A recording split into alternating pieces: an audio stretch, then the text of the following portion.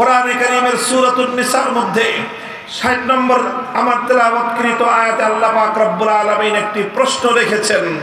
বিস্ময়কর, বিস্ময়াভিভূত হয়ে বিস্ময়ের সঙ্গে আল্লাহ পাক রব্বুল আলামিন আশ্চর্য বোধ করে একটি প্রশ্ন রেখেছেন।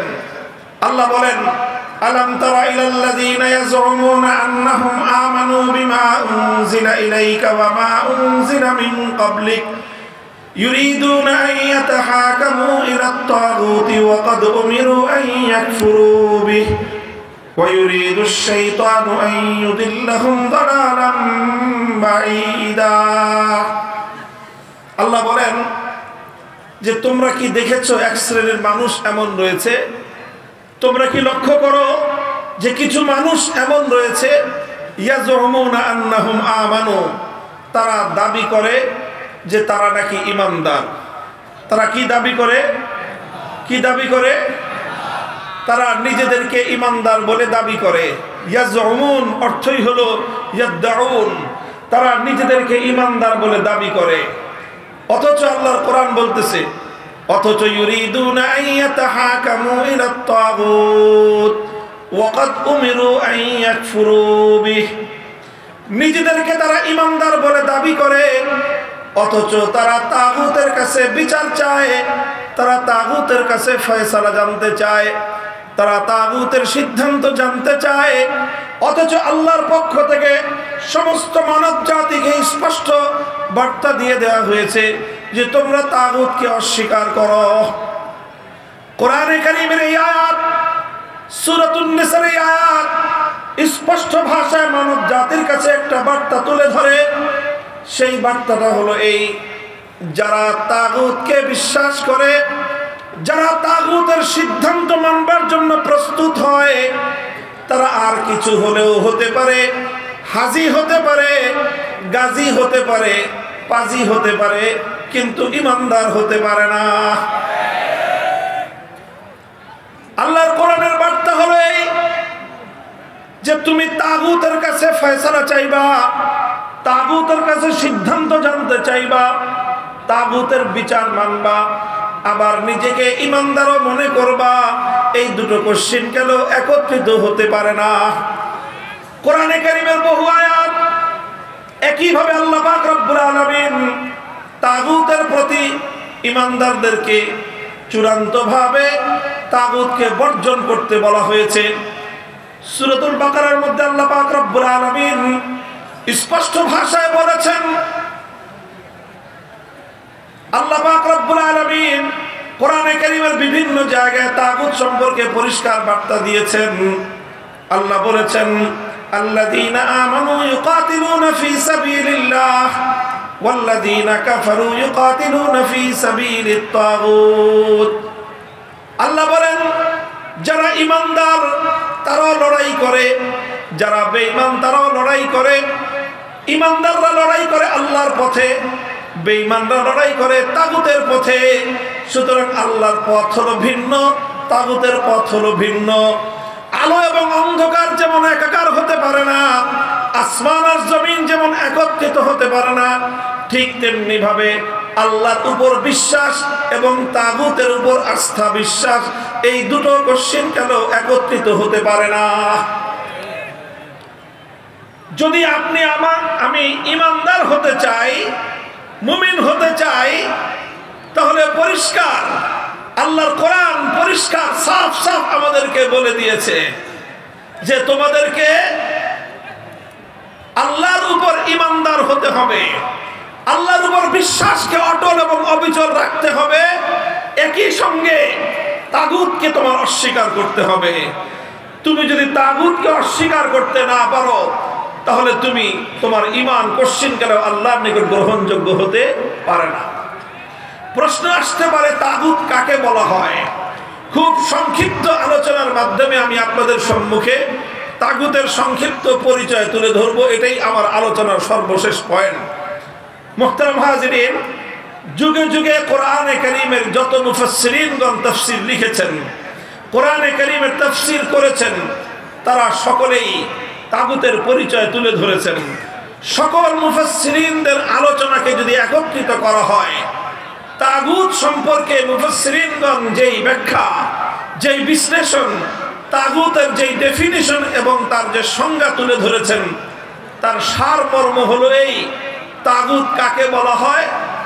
তাগুত বলা হয় আল্লাহ পাক রব্বুল আলামিনের জন্য যেই স্থান, যেই আসন নির্ধারিত, আল্লাহর জন্য যেই মর্যাদাটা নির্ধারিত, আল্লাহর জন্য নির্ধারিত আসন যদি কোনো গায়রুল্লাহকে দেওয়া হয়, কোনো গায়রুল্লাহকে যদি আল্লাহর জন্য নির্ধারিত আসনে বসানো হয়, সেই গায়রুল্লাহকেই বলা হয় তাগুত।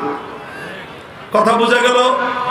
যেমন ছোট্ট একটা দৃষ্টান্ত দেই, আপনার প্রশ্নের জবাব দিয়ে দৃষ্টান্তটা বুঝতে সহজ হবে। বলেন তো, এই মহাবিশ্বের মধ্যে ইবাদতের উপযুক্ত একমাত্র কে? আরো জোরে বলেন, মহাবিশ্বের মধ্যে ইবাদতের উপযুক্ত একমাত্র কে? আল্লাহ। ইবাদতের উপযুক্ত একমাত্র আল্লাহ। এখন এই আল্লাহর জন্য যেই ইবাদত, সেই ইবাদত যদি আল্লাহর জন্য না করে কোনো গায়রুল্লাহর জন্য কেউ ইবাদত করে, তাহলে যেই গায়রুল্লাহর জন্য ইবাদত করা হবে সেই গায়রুল্লাহকে বলা হয় তাগুত। আরো স্পেসিফিক দৃষ্টান্ত বুঝেন, যেরকম কোরআনে কারীমের মধ্যে সে যুগের কথা বলা হয়েছে, সেই যুগে কিছু মানুষ আল্লাহকে বাদ দিয়ে লাত, মানাত, উজ্জা, হুবাল এই সকল দেব দেবতার পূজা করত, এই সকল দেব দেবতার ইবাদত করত। ইবাদতের উপযুক্ত একমাত্র কে? জোরে বলেন, কে?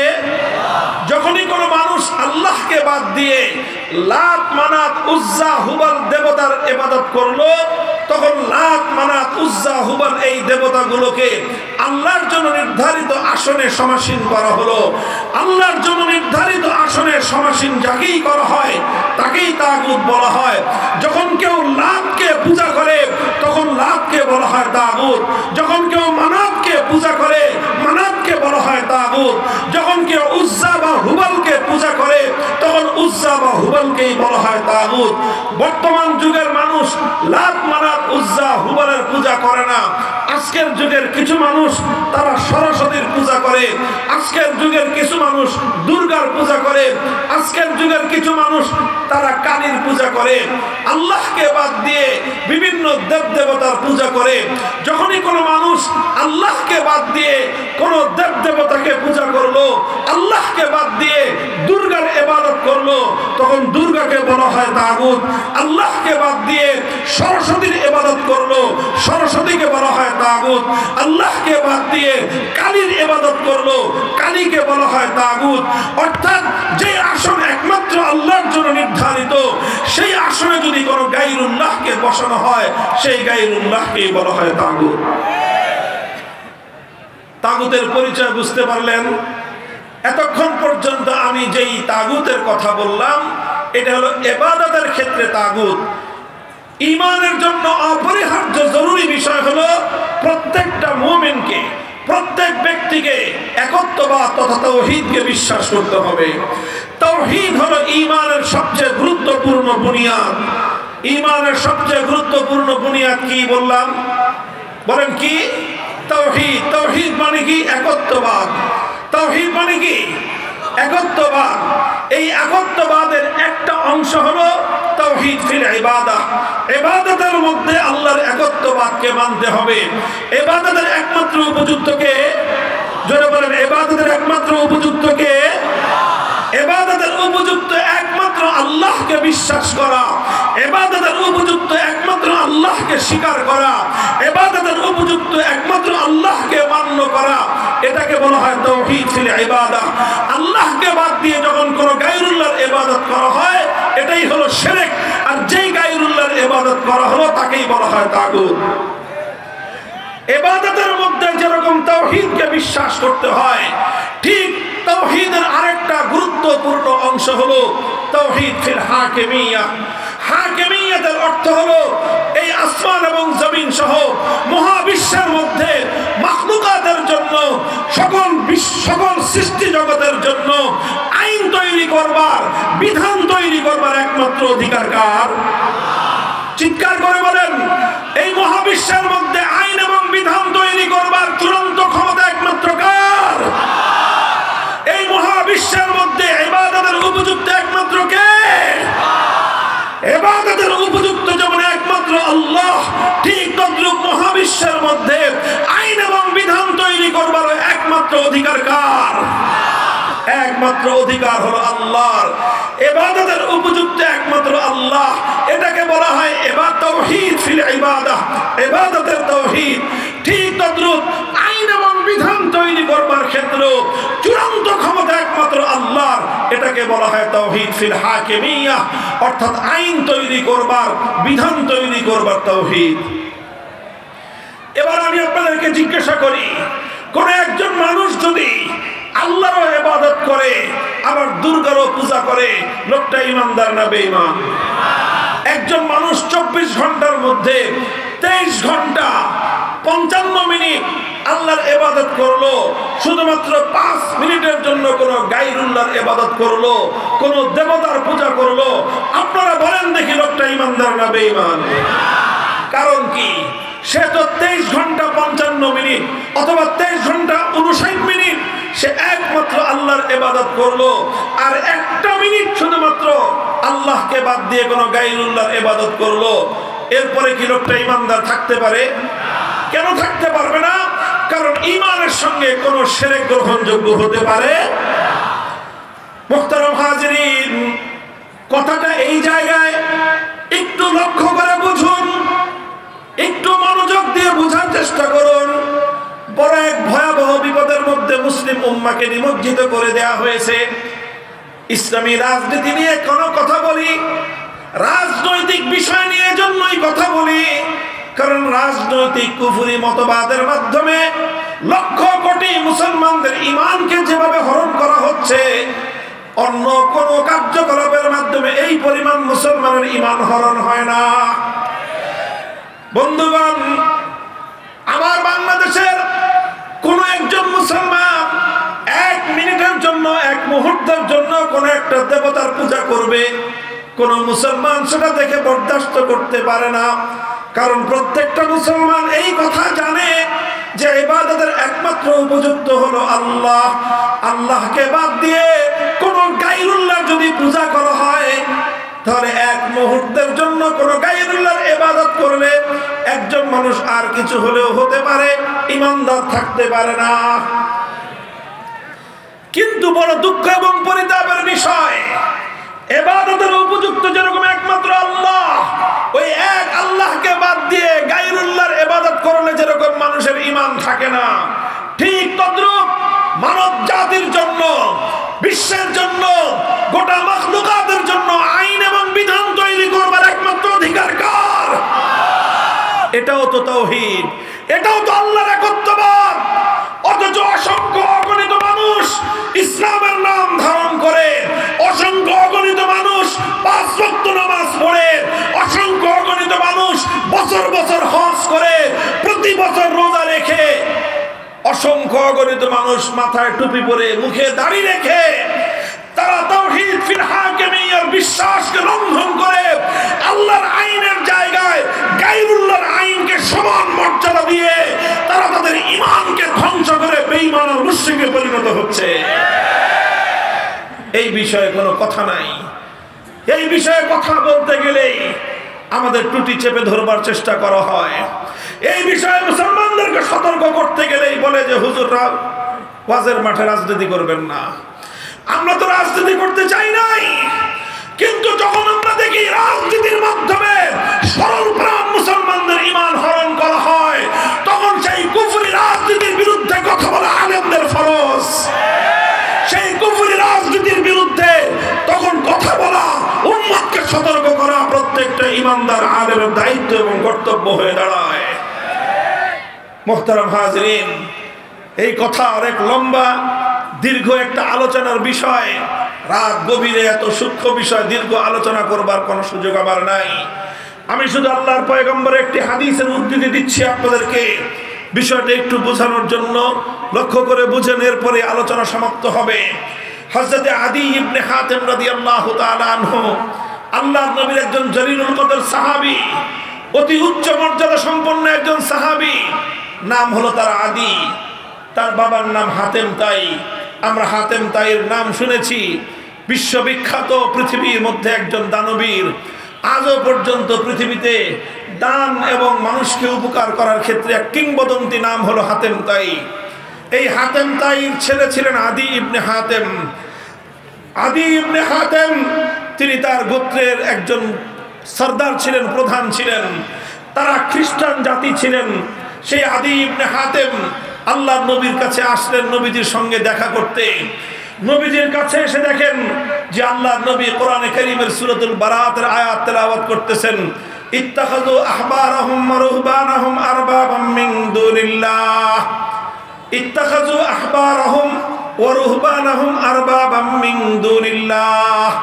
আল্লাহ পাক রব্বুল আলামিন কোরআনে কারীমের মধ্যে খ্রিস্টানদের সম্পর্কে একটা অভিযোগ করেছেন।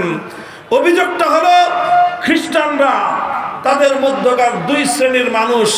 এক হলো আহবার, অর্থাৎ তাদের মধ্যে যারা জ্ঞানী সম্প্রদায়, আরেক হলো তাদের রুহবান, তাদের মধ্যে যারা পাদ্রী সম্প্রদায়। তাদের জ্ঞানী এবং তাদের পাদ্রী এই দুই শ্রেণীর মানুষকে তারা রব বলে গ্রহণ করে নিয়েছে, আল্লাহকে বাদ দিয়ে। এটা হলো খ্রিস্টানদের ধর্মবিশ্বাস। যখন আল্লাহ নবী কোরআনের এই আয়াত শুনলেন, এই আয়াত তেলাওয়াত করলেন, আদি ইবনে হাতেম আল্লাহ নবীর কাছে প্রশ্ন করলেন, যে ইয়া রাসূলুল্লাহ, আপনার কোরআনের মধ্যে, আপনাদের ধর্মগ্রন্থে আমাদের খ্রিস্টানদের সম্পর্কে যে অভিযোগটা করা হয়েছে, সেই অভিযোগটা তো অবাস্তব। আল্লাহ নবী বললেন, কিভাবে অবাস্তব? বললেন, আমরা তো কোনোদিন কোনো খ্রিস্টান, আমাদের কোনো জ্ঞানীকে আমরা রব বলি নাই। আমরা তো কোনোদিন আমাদের কোনো জ্ঞানী ব্যক্তির পূজা বা ইবাদত করি না। আমরা তো কোনোদিন আমাদের মধ্যকার কোনো পাদ্রীর পূজা করি না। আমরা তো কোনোদিন আমাদের কোনো পাদ্রীকে আমাদের রব বলে আমরা ঘোষণা করি নাই। তাহলে আপনি কেন বলছেন যে খ্রিস্টানরা তাদের পাদ্রী এবং তাদের জ্ঞানীদেরকে রব বলে গ্রহণ করে নিয়েছে? এই কথাটা তো খ্রিস্টানদের সম্পর্কে ঠিক নয়। আল্লাহ নবী তখন আদি ইবনে হাতেমকে পাল্টা প্রশ্ন করলেন, হে আদি তুমি জবাব দাও, হে আদি তুমি জবাব দাও যে তোমরা আলাস্তুম হারামতুম মা হারামুহু ওয়া আহলালতুম মা আহাল্লুহু। তুমি আমাকে একটা জবাব দাও, তোমাদের খ্রিস্টানদের মধ্যে এমন কোন রীতি আছে কিনা যে আল্লাহ পাক রব্বুল আলামিন কোন একটা জিনিসকে বৈধ বলেছেন, অথচ আল্লাহর সেই হালালকৃত বৈধ জিনিসটাকে তোমাদের জ্ঞানী এবং পাদ্রীরা মিলে যদি অবৈধ ঘোষণা করে দেয়, তখন খ্রিস্টান তোমরা সম্প্রদায়, তোমাদের জ্ঞানীদের, তোমাদের সুশীল সমাজ যখন সেটাকে অবৈধ বলল, আল্লাহ বৈধ বলেছেন, হালাল বলেছেন, তোমাদের সুশীলরা যখন সেটাকে হালাল অবৈধ বলে দেয়, তোমরা সেটাকে অবৈধ বলে মেনে নাও। আবার বিপরীতে আল্লাহ যেটাকে অবৈধ করেছেন, আল্লাহ যেটাকে হারাম করেছেন, তোমাদের জ্ঞানী সম্প্রদায়, পাদ্রী সম্প্রদায় মিলে সেটাকে যখন বৈধ বলে দেয়, তখন তোমরা সেটাকে বৈধ বলে মেনে নাও। এমন বিষয় খ্রিস্টানদের মধ্যে আছে কিনা? তখন আদি ইবনে হাতেম বললেন যে হ্যাঁ ইয়া রাসূলুল্লাহ, এই ধরনের বিষয় তো খ্রিস্টানদের মধ্যে আছে।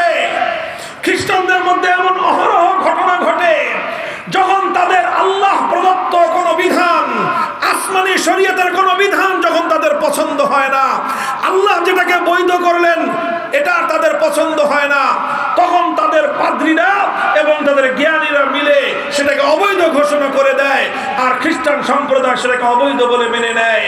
আবার যখন আল্লাহ যেটাকে অবৈধ করেছেন সেটা তাদের করতে মনে চায়, তখন তাদের জ্ঞানী এবং তাদের পাদ্রী সম্প্রদায় বলে বসে তারা একটা আইন পাশ করে দেয় যে এখন থেকে এটা বৈধ। তখন গোটা খ্রিস্ট সম্প্রদায় সেটাকে বৈধ বলে মেনে নেয়। এই বিষয়টা আছে।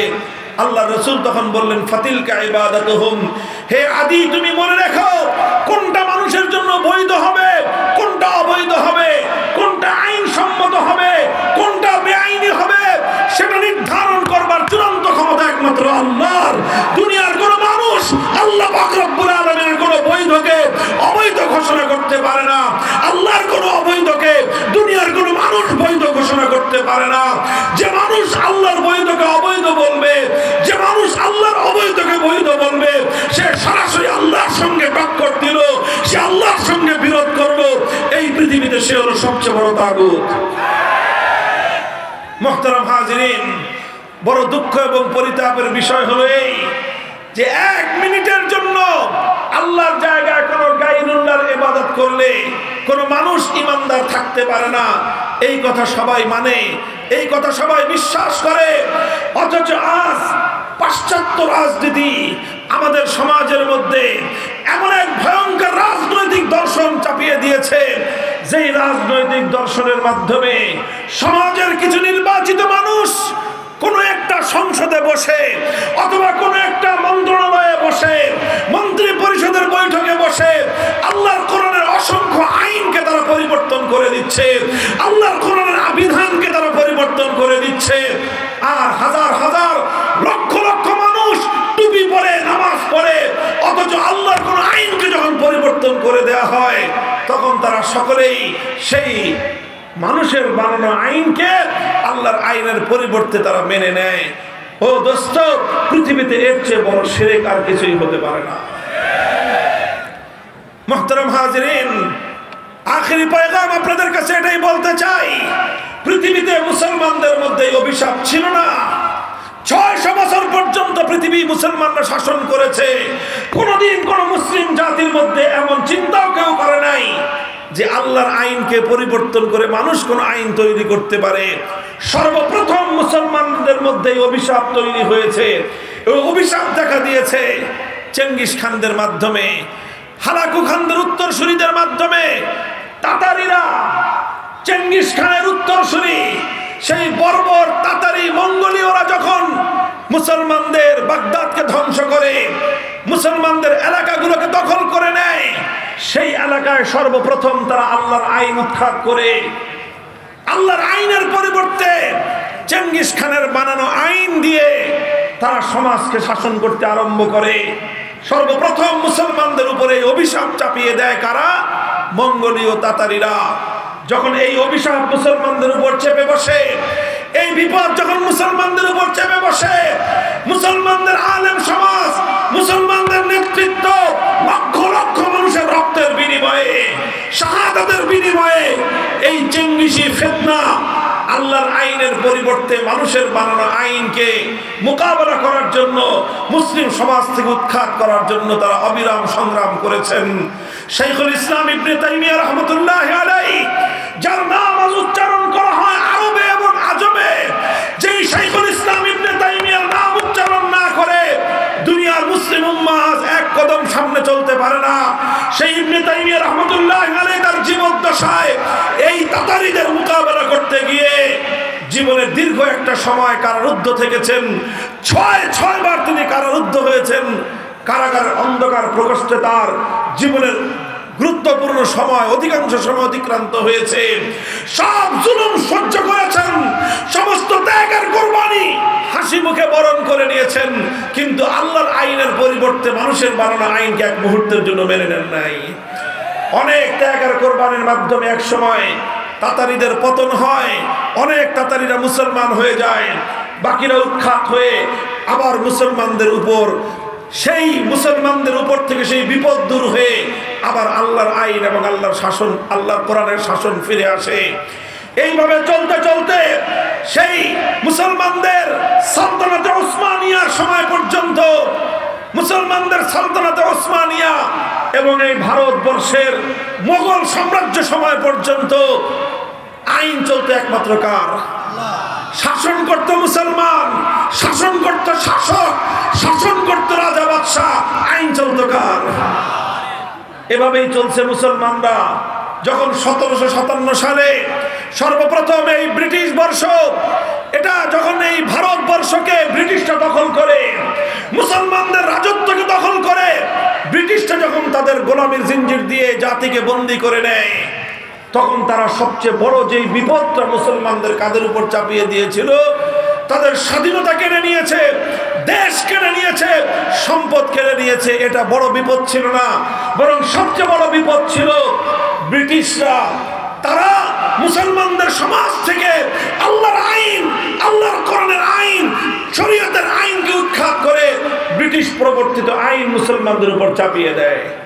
মুহতারাম হাজরিন, 190 বছর পর্যন্ত ব্রিটিশদের মোকাবেলা করা হয়েছে, সংগ্রাম করা হয়েছে, যুদ্ধ করা হয়েছে, জিহাদ করা হয়েছে, ব্রিটিশদেরকে উৎখাত করা হয়েছে। 1947 সালে 190 বছরের সংগ্রামের মধ্য দিয়ে ব্রিটিশদেরকে উৎখাত করা হয়েছিল। ব্রিটিশদের বানানো আইন দিয়ে আবার মুসলমানরা শাসিত হবে এজন্য নয়। ব্রিটিশরা উৎখাত হয়েছে 1947 সাল থেকে আজ 2025 সাল। কত বছর হয়? প্রায় 75 বছর, প্রায় 72-73 বছর। দীর্ঘ সময় বন্ধুগণ, এই দীর্ঘ একটা সময় 78 বছর সময় অতিক্রান্ত হয়েছে।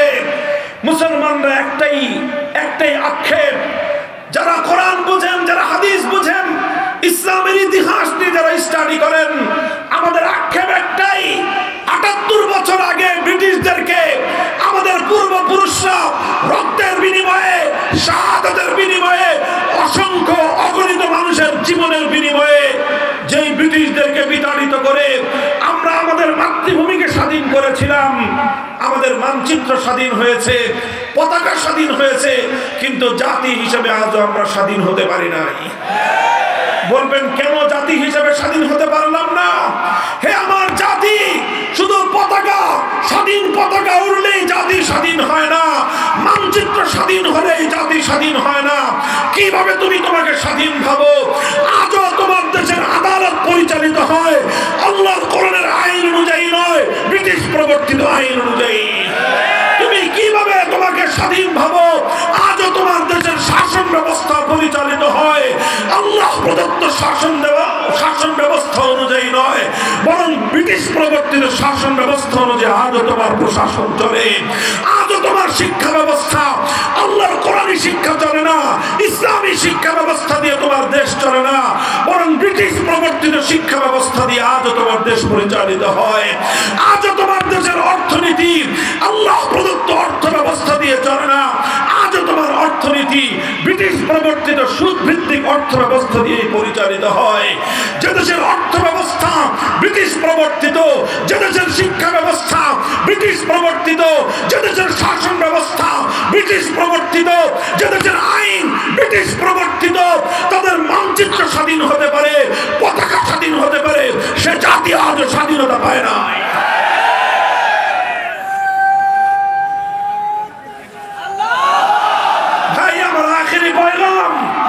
জুলাই এবং আগস্ট বিপ্লবকে দ্বিতীয় স্বাধীনতা বললে কিছু মানুষ সহ্য করতে পারে না, অথচ জুলাই এবং আগস্টের বিপ্লবের মাধ্যমে প্রকৃত অর্থে বাংলার মানুষ নতুন করে স্বাধীনতা পেয়েছে। তবে আমি তার সঙ্গে যুদ্ধ করতে চাই। আমরা একবার 1947 সালে স্বাধীনতা পেয়েছিলাম ব্রিটিশের গোলামির শেকল থেকে, আরেকবার 71 সালে স্বাধীনতা পেয়েছিলাম পশ্চিম পাকিস্তানি স্বৈরাচারী খান পাঠানদের জুলুমের হাত থেকে। আবার 2024 সালে নতুন স্বাধীনতা পেয়েছি যুগের নব্য লেডি ফেরাউনের জুলুম এবং স্বৈরতন্ত্র থেকে। তবে শেষ যেই কথাটা, এই 3 স্বাধীনতার পরেও আজও আমরা পরিপূর্ণ স্বাধীনতা পাই না। বলবেন হুজুর 3টা স্বাধীনতা পাইলাম এরপরে পরিপূর্ণ হয় নাই। আমি বলবো না, আজও আমরা পূর্ণ স্বাধীন হই নাই। হে মুসলমান, আমরা স্বাধীন, পূর্ণ স্বাধীন হব যেদিন আমার এই স্বাধীন মুসলমানের মাটি থেকে মানব রচিত সমস্ত আইন, সমস্ত শাসন, তন্ত্র মন্ত্রকে বঙ্গোপসাগরে ভাসিয়ে দিতে পারবো। আলহামদুলিল্লাহ, জুলাই এবং আগস্ট বিপ্লবের মধ্য দিয়ে আমরা এখন নতুন করে সেই স্বপ্ন দেখতে শুরু করেছি। আলহামদুলিল্লাহ বলেন, কথা ঠিক না বেঠিক? বলবেন হুজুর জুলাই আগস্টে কি ইসলামী বিপ্লব হয়েছে? আমি বলবো যে না, জুলাই আগস্টে ইসলামী বিপ্লব হয় নাই, তবে ইসলামী বিপ্লবের পূর্বাভাস দেখা দিয়েছে। যেমন প্রতিদিন সকালবেলা যখন সূর্য উদিত হয়, সূর্য উদয়ের ঘন্টা দেড়েক আগে পূর্ব দিগন্তে সুবহে সাদেকের অভ্যুদয় ঘটে। কথা বলেন ঠিক না বেঠিক? আমরা যখন ফজরের নামাজের ওয়াক্ত হয়, ফজরের নামাজ পড়ি, তখন কিন্তু সূর্য উঠে না। সূর্য উঠে তখন সুবহে সাদেক হয়। সুবহে সাদেক হলে দুনিয়ার মানুষ বুঝে আর কিছুক্ষণ পরে সূর্যের উদয় হবে। সমস্ত পাখিরা গান গেয়ে উঠে, সমস্ত পশু পাখি তারা কিচির মিচির করে উঠে, তারা দুনিয়ার মানুষকে আগমনী বার্তা শোনাতে আরম্ভ করে। হে মানুষ, আর ঘুমিয়ে থেকো না, কিছুক্ষণ পরেই পূর্ব দিগন্তে সূর্যের উদয় হবে, আলোয় আলোয় পৃথিবীটা উদ্ভাসিত হবে, রাতের অমানিসা অন্ধকার দূর হয়ে যাবে। তুমি ঘুমিয়ে থেকো না, জেগে উঠো, নতুন আলোকে তুমি স্বাগত জানাও। এর নামই হলো সুবহে জাদিদ, এর নামই হলো সুবহে সাদেক।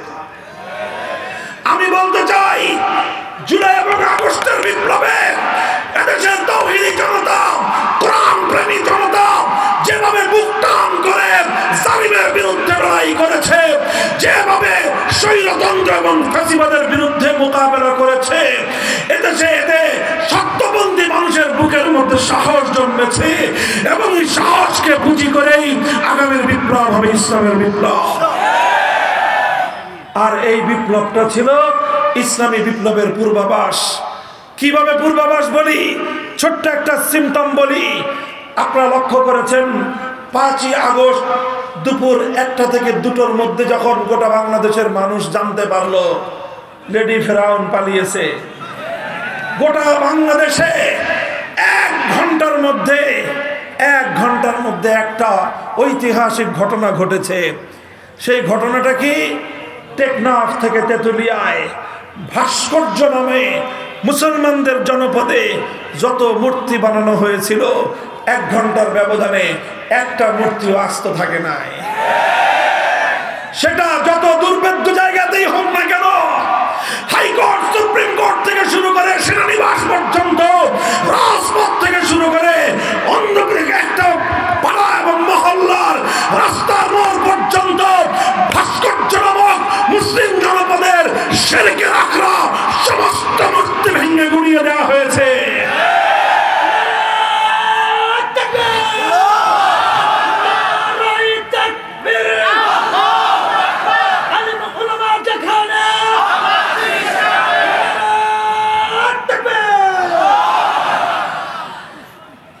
এটা বিপ্লবের সিম্পটম। কারা এই ভাস্কর্যগুলো ভেঙেছিল? বিপ্লবীরা। কথা বলেন ঠিক না বেঠিক? এ থেকে স্পষ্ট একটা বার্তা পাওয়া যায়। এখানে আবার কেউ এটা ভুল বুঝবেন না, আমরা কোনো হিন্দুদের মন্দিরের মূর্তি ভাঙি নাই। কথা বলেন ঠিক না বেঠিক? কোনো হিন্দুদের, সংখ্যালঘুদের মন্দির, তাদের বাসা বাড়িতে রক্ষিত কোনো একটা মূর্তির গায়ে ফুলের টোকাও দেওয়া হয় নাই। আবার মুসলমানদের জনপদে বানানো কোনো ভাস্কর্যজনক মূর্তি একটা আস্ত রাখা হয় নাই। এই জায়গাটা থেকে ইসলামের সৌন্দর্য এবং ইসলামের বিধান পরিষ্কার হয়। মুসলমানরা নিজেদের জনপদে কোনো মূর্তিকে বরদাস্ত করে না, কিন্তু অন্য ধর্মাবলম্বীদের ধর্মীয় কোনো সংস্কৃতির উপর একটা ফুলের টোকাও দেয় না। এটাই হলো ইসলামের সাম্প্রদায়িক সম্প্রীতির নজির। কথা বলেন ঠিক কিনা? আজ আবার স্পষ্ট পয়গাম, আমরা একথাই বলতে চাই, আমরা বাংলার মাটি থেকে, শাহজালালের পুণ্যভূমি থেকে, শাহ মখদুমের বাংলার মাটি থেকে শিরকের সমস্ত আখড়া যেভাবে আমরা উৎখাত করেছি, ইনশাআল্লাহ আগামীর একটা বিপ্লব হবে।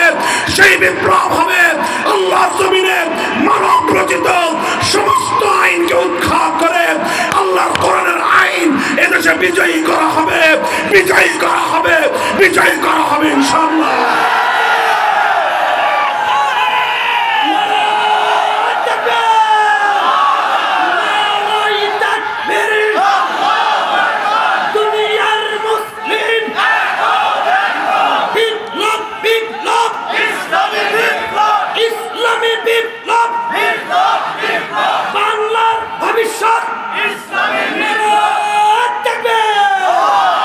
মুহতারাম হাজিরিন, আমরা আপনাদের কাছে এই পয়গাম পৌঁছে দিতে চাই, আপনারা এভাবে মসজিদ ভিত্তিক সমাজ তৈরি করুন।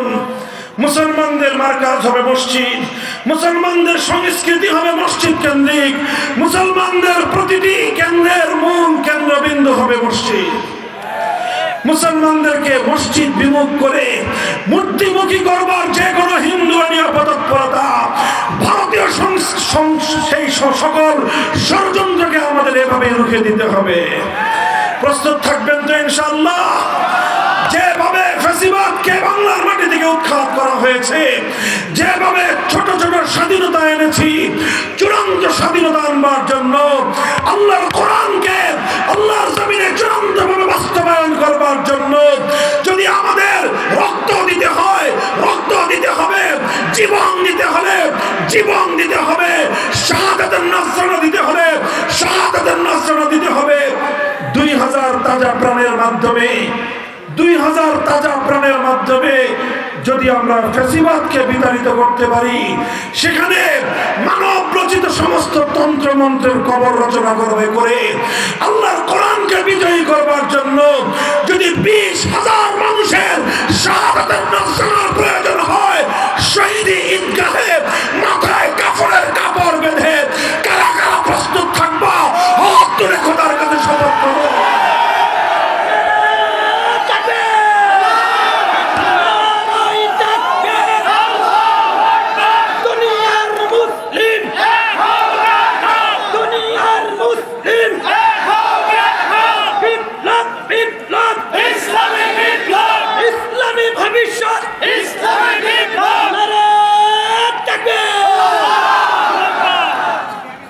শুধু মুখের কথার কথা না, শপথ অঙ্গীকার কার সাথে? কার সাথে? আল্লাহ পাক রব্বুল আলামিন আমাদের শপথ বাস্তবায়ন করার এই অঙ্গীকার রক্ষা করার তৌফিক দান করুন। আমাদের এই প্রাণ প্রিয় মাতৃভূমি, এটা আল্লাহর কোরআনের বাগান হোক। এই মাতৃভূমিতে আল্লাহর কোরআনের রাজ কায়েম হোক। আল্লাহর কোরআনের শাসন দ্বারা আমরা সকলেই শাসিত হই। সেই সোনালী দিনের স্বপ্ন রেখে, আহ্বান রেখে আমি আমার কথা শেষ করলাম। আল্লাহ পাক রব্বুল আলামিন আজকের এই মাহফিলকে কবুল করুন। ওয়া আখিরু দাওয়ানা আলহামদুলিল্লাহি রাব্বিল আলামিন। একটু দোয়া করে দেন। সুবহানাল্লাহি ওয়া বিহামদিহি সুবহানাল্লাহিল আযীম। আল্লাহুম্মা সাল্লি আলা মুহাম্মাদিন ওয়া আলা আলি মুহাম্মাদ কামা সাল্লাইতা আলা ইব্রাহিম وعلى آل إبراهيم إنك حميد مجيد. يا حي يا قيوم برحمتك نستغيث أصلح لنا شأننا كله ولا تكلنا إلى أنفسنا طرفة عين. إله العالمين رب العالمين আয় আল্লাহ, আজকের মাহফিলকে আপনি কবুল এবং মঞ্জুর করে নিন। ইলাহুল আলামিন, হাজার হাজার মানুষ আপনার বান্দারা আপনার কোরআনের ভালোবাসায়, ইসলামের ভালোবাসায় দূর দূরান্ত থেকে ছুটে এসেছে। আল্লাহ, বাদ ভাঙ্গা জ্বরের মতো আপনার কোরআনের প্রতি মানুষের এই উৎসাহ উদ্দীপনাকে আল্লাহ আপনি কবুল করে নিন। আল্লাহ, এই উসিলায় আমাদের এই মাতৃভূমি থেকে সকল জাহিলিয়াতকে, আল্লাহ সকল তাগুতি ব্যবস্থাকে আপনি উৎখাত করে আল্লাহ আপনার কোরআনকে আপনি এখানে বিজয়ী আদর্শ রূপে প্রতিষ্ঠিত করে দিন। ইলাহুল আলামিন রব্বুল আলামিন, উলামায়ে কেরামকে আল্লাহ হিম্মত দান করুন। আল্লাহ, জাতি হিসাবে আমাদেরকে আল্লাহ আপনি এক এবং নেক করে দিন। সকল ষড়যন্ত্রের মোকাবেলা করবার তৌফিক এনায়েত ফরমান। আল্লাহ, উম্মতে মুহাম্মাদিয়াকে আপনি মাফ করুন। আল্লাহ, উম্মতকে আপনি কোরআন সুন্নাহর পথে ফিরে আসার তৌফিক এনায়েত ফরমান। ইলাহুল আলামিন, মাহফিলের আয়োজকদেরকে আপনি কবুল করুন। যারা সহযোগিতা করেছেন, সাহায্য করেছেন, যে যেভাবে অংশগ্রহণ করেছেন, আল্লাহ প্রত্যেককে আপনি উত্তম বিনিময় নসিব ফরমান। ইলাহুল আলামিন রব্বুল আলামিন, অনেকে দোয়া চেয়েছেন দূর দূরান্ত থেকে, প্রবাস থেকে, এলাকা থেকে। আল্লাহ, বিশেষ করে অনেক মা বোনেরা দোয়া চেয়েছেন। আল্লাহ, প্রত্যেকের দিনের নেক মাকসাদকে আপনি পুরা করুন। আল্লাহ, ইলাহুল আলামিন রব্বুল আলামিন, আমাদের দোয়াকে আপনি কবুল করুন। ربنا تقبل منا إنك أنت السميع العليم وتب علينا يا مولانا إنك أنت التواب الرحيم. وصلى الله تعالى على خير خلقه محمد وعلى آله وأصحابه أجمعين. سبحان ربك رب العزة عما يصفون وسلام على المرسلين والحمد لله رب العالمين.